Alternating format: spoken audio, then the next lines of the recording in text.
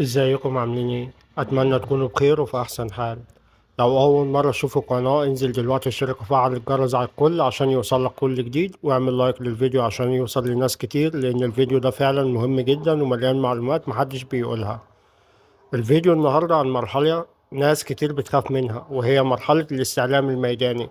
المرحلة دي بقى يا جماعة هي اللي بتخلي ناس تتقبل وناس تترفض، وفي حاجات المفروض المستعلم يعرفها وفي حاجات المفروض ما يعرفهاش خالص، وحاجات بسيطة جدا لو فهمتها هتعدي المرحلة دي زي الفل بإذن الله. فخليك معايا خطوة بخطوة واسمع الفيديو للآخر، لأن كل كلمة فيها هتفيدك، وخصوصا في النقاط اللي محدش بيتكلم عنها. أول حاجة، يعني إيه أصلا استعلام ميداني؟ الاستعلام الميداني ببساطة هو مرحلة بتيجي بعد ما تقدم على الشقة أو وحدة سكنية في أي إعلان من إعلانات الإسكان. بيجي موظف تابع لشركة اسمها شركة الاستعلام، وده بيكون شغال لحساب الصندوق. دوره إنه بينزل يتأكد إن كل البيانات اللي حضرتك كتبتها في استمارة التقديم صحيحة: العنوان، الشغل، الحالة الاجتماعية، المرتب، وكل حاجة تخصك. يعني باختصار هو بيشوف اللي قدم فعلا يستحق الوحدة ولا لأ. بس الناس كتير مش واخدة بالها منه إن المرحلة دي مش صعبة، هي بس محتاجة تكون فاهم الصح من الغلط.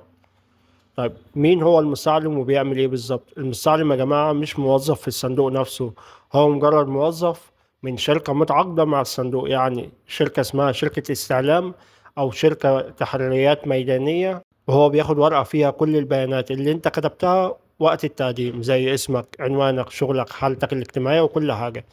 بينزل يقابلك يسألك شوية أسئلة، ممكن يشوف مكان سكنك، ممكن يسأل جيران عنك لو حابب يتأكد من إنك فعلا ساكن في المكان.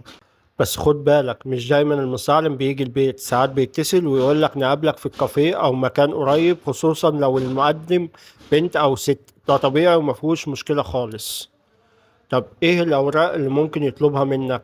غالبا بيطلب 3 حاجات رئيسية: مفردات مرتب حديثة من المكان اللي بتشتغل فيه، وصل مرافق حديث من السكن الحالي، صورة من المكافآت أو الأرباح بتاريخ قديم. وطبعا في ناس هتسألني وتقول طيب الشركة اللي أنا فيها مش بتطلع مفردات مرتب، أعمل إيه؟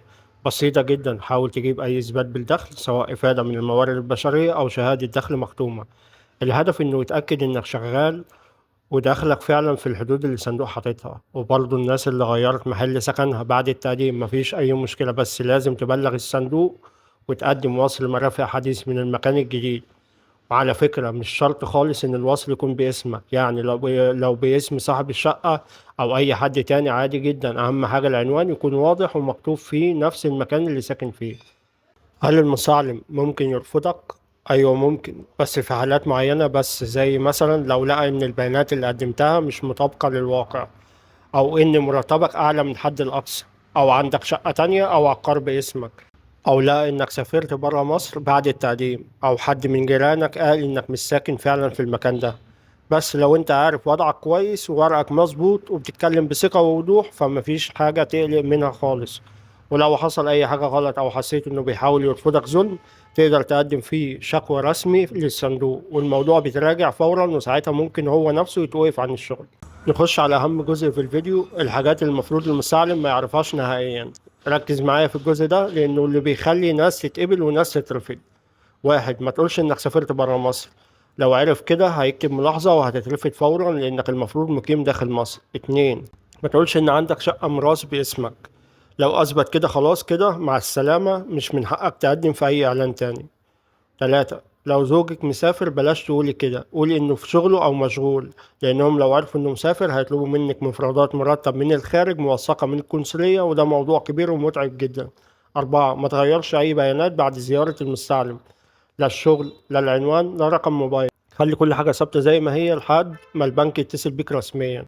بعد المستعلم ما يقابلك ويكتب التقارير، الصندوق بيراجع كل الكلام اللي اتقال، وساعتها خدمة العملاء بيتصلوا بيك بيتأكدوا بنفسهم من البيانات، ولو ناقص ورق هيبعتوا ليك رقم واتساب رسمي تبعت عليه المطلوب. بعدها بتستنى من أسبوعين لشهر تقريبا علشان تتحول على البنك.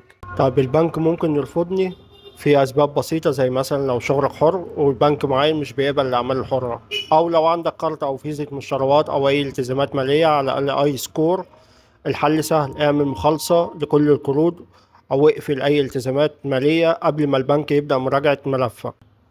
وأخيرا إزاي تعدي مرحلة الاستعلام بكل أمان وسهولة؟ خلي ورقك جاهز ومظبوط، خليك واضح في كلامك من غير زيادة أو نقصان، ما تقولش تفاصيل ملهاش لازمة، خليك متعاون مبتسم وما تخافش، وأي حاجة مش متأكد منها اسأل قبل ما تجاوب. وفي النهاية يا جماعة كل مرحلة ليها تفاصيلها، بس مرحلة الاستعلام بالذات محتاجة هدوء وفهم. لو فهمت اللي قلناه النهاردة هتصدقني هتعديها وانت مطمن.